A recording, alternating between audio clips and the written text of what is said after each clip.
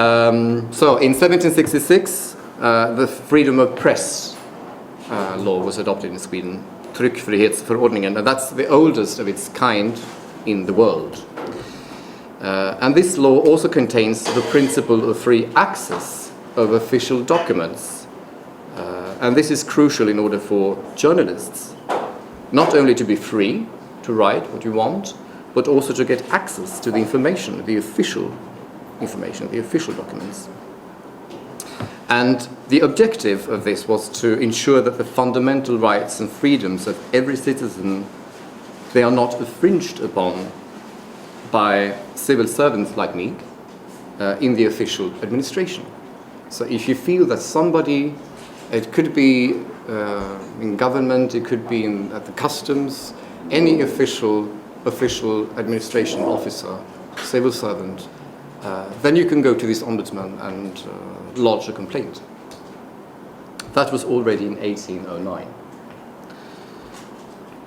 Today, Sweden is among the top 5 countries in the Transparency International Corruption Perception Index. But we are still working on improvement, I would say. We're pleased, and we see this as one of the first steps in our collaboration, but we will also be very happy to collaborate with you in your Intergrity Icon Summit in January. And we're also very happy to bring an author from Sweden named Claudia Wallin. Claudia Wallin has written a book called Sweden, the Untold Story.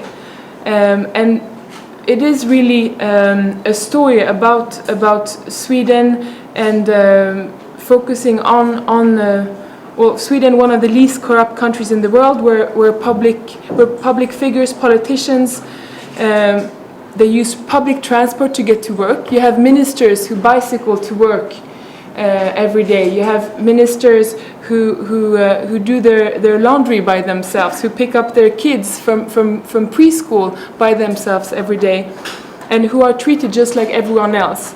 And to us, that is a very important message to pass on, that politicians are elected by the people and for the people, and they are to be held accountable and for their work.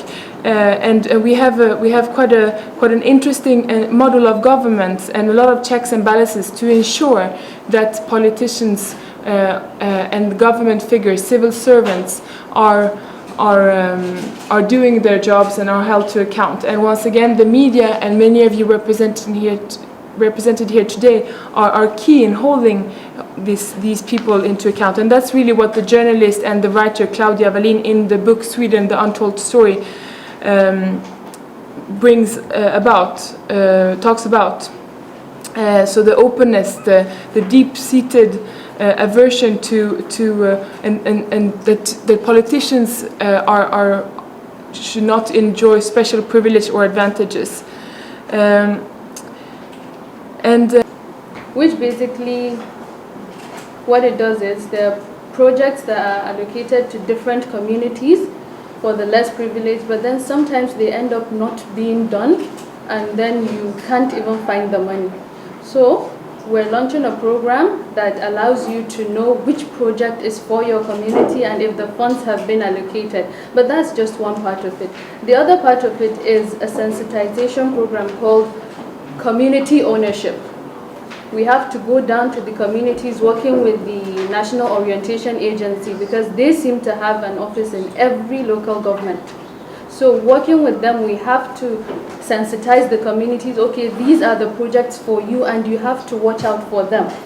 This is what has been allocated. So the community has to play a role and then we play the other role. If it doesn't work, we would now follow up on that, and they have to tell us that this doesn't work, because we can't be everywhere at the same time.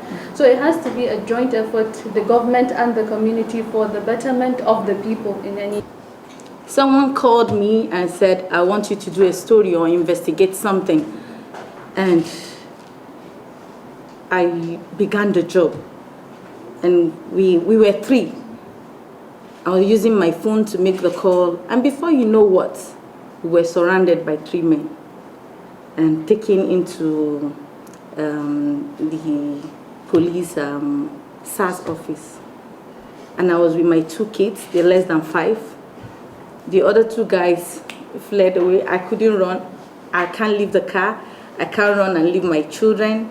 And I was taken in for hours, questioning and things like that. It's not easy doing your job as journalists. Yesterday was an international day to end impunity against journalists. You see a lot of things out there just because you want to do this job. You just want to say the truth, do balancing reporting, and then before you know what, journalists have been beaten up. Some even die because of this job. It's not easy.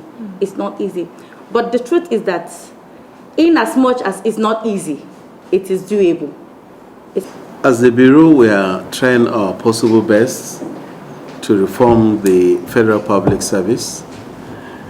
We are trying as much as we can to add value to the quality of service that government agencies are rendering to Nigerians. We are working around a document that is called National Strategy on Public Service Reforms, which has 4 pillars. And Pillar 1 is driven by Office of the Secretary to the Government of the Federation, which is basically looking around how to make Nigerian environment conducive for businesses to thrive, for entrepreneurs to invest and feel free with their investment. And that works around the anti-corruption agencies that are, I think, with us here. ICPC, EFCC, Institute of Conflict Resolution. Around all these pillars, we have responsibility for civil society groups to ask questions, to guide us, to critique, and direct us on what they think we should do better. In doing all this fantastic work, we are still looking for honest people, looking for people of integrity who are taking up that mantle in their little space. Sometimes, like the DJ has mentioned, we have organizations which we see on the forefront, yes, doing a great job, but when you go down to the organizations, you also want to identify that staff who is doing exceptionally well. If you know that person, please let us know. We are taking nominations for 2020. Another thing he has mentioned in his comments is, which I actually like, is we need additional patriotism. I'm not sure why he has to qualify that word, but you know, we're all patriotic Nigerians, but we still need additional patriotism. Another of my friend has also mentioned we need to be active as citizens and to take this engagement up as well. It's not just left to government; it's left to us as citizens and even the civil society as well.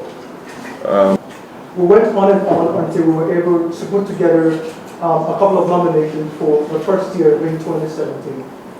And of that year, we were able to celebrate Dr. Yemika, who is the Statistician General of Nigeria, and then the head for the National Bureau of Statistics, whose exemplary life of integrity was one that inspired a lot of people.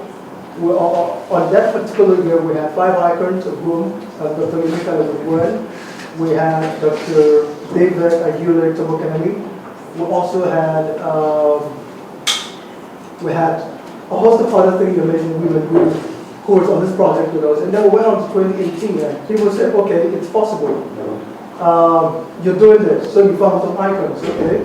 And then we put them all through the media because we felt every day when you go on the news, all you see is reports of corrupt public officials who are not doing so well, who have mismanaged funds, who are using their positions to, you know, compromise and then bend the whole standard. And for a lot of young people, they just felt there's no hope. There's actually nothing that can be done. But the stories of these icons, year after year, has kept on inspiring a lot of young people. And they're coming to see that it's possible to lead a life of integrity even while within the civil service, where a lot of people think that it's impossible to find. And 2018 we found 5 amazing icons spread across a couple of